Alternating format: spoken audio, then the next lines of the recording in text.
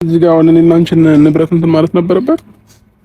ምን እንደፈለግሽ ለምን አትወስጂም? እኔ እኮ አልፈልገውም። በቃ እዛ ላይ መፈረም አለበት። አንብበው።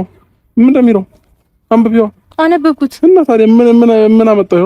ስለ ንብረት ነው እያወራ ያለው እኮ እና ያወራል። ለዚህ ወረቀት ለንብረት ብለሽ ነው እኔን በዚህ ልክ ለማስፈረም ምናምን እንትን እያልሽ ያለሽ? እኔ እሱንም አልፈልገውም ነገር።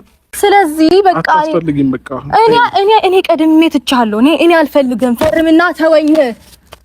አይገባህም? ፈርምልኝ እኮ ፈርምልኝ። ከኔ ምንድን ነው የምትፈልገው ታዲያ? አንተ እዛ ጋር ደስተኛ ልትሆን ትችላለህ፣ ግን ደግሞ እሷ ተገላግላ መቀመጥ አለባት። የማያገባህ ነገር እስክትፈርም ድረስ አልሄድም። እዚሁ ነኝ። ምን ነው እስክንለያይ ቸኮልክ? ልታገባት ነው እንዴ? አዎ። ምን ችግር አለ? አገባታለሁ። እሱን ነው የምፈልገው እኮ አሁን ሂድ ከዚህ ለቀኝና ማለት ነው። ስለሌላም ሰው መጨነቅ ጀምር። ቤተሰብን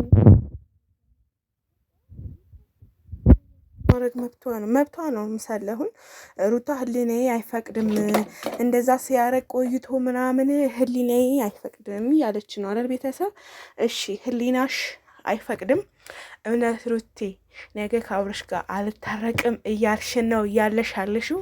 ሰው ይሄ ወረቀት ስንት እርግዝና ሳይፈጠር ፊት የነበረ ነው። እንግዲህ የዛሬ ወረቀቱ ይፋ ሆኗል። ቅድም እንዳልኳችሁ ዛሬ ይመጣሉ ብያችኋል ነበረ። ይፋ የሆነው ደግሞ የንብረት ክፍፍል ላይ ነው።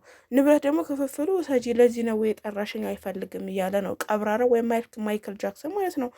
ሰው እኔ በጣም እየገረመኝ ያለው በቃ ማለት ምንም ወሬ አላበዛም። እውነት ለመናገር ይሄ ብቻ የምናገረው ምንም ከዚህ በኋላ አብርሽ ጋር አትገናኝም። የምርሽን ነው? ህሊናሽ አይፈቅደውም? ከሱ ጋር አትኖሪም?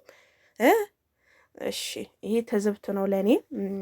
ምክንያቱም ይታረቃሉ እያልኩ እየሰራሁ ስለሆነ ከዛ በኋላ ምን ልትሉ ነው? እመኑኝ ቤተሰብ ግን እኔ ያልኩት ነው የሚሆነው። ሁሉ ነገር እኔ ያልኩት ነው የሚሆነው። ለማንኛውም እናንተ ማንም አይለያችሁም። እንኳን ዛሬ ራሱ በአካል ሁለታችሁ ተገናኝታችሁ ማውራት ራሱ አንድ ትልቅ ነገር ነው ማለት ነው። ትልቅ ነገር እና የሩታ ወንድሞች ደግሞ እንፈልጋለን እያሉ ነበረ። በመሀል ደግሞ እዚህ ጋር ዱቅ ስትል ግራ ገባይ ማይክል ማለት ነው፣ ወይም ደግሞ ቀብራራው እና ይመቻችሁ። በቃ እንደፈለጋችሁ ነው። ብቻ ያው የራሳችሁ እንትን ነው። ብቻ ግን ህይወት ያሸንፋል። በቻናላችሁ መልካም ነገር ለትውልድ አስተላልፉ ነው መልእክቴ ነው። ይሄ ነው።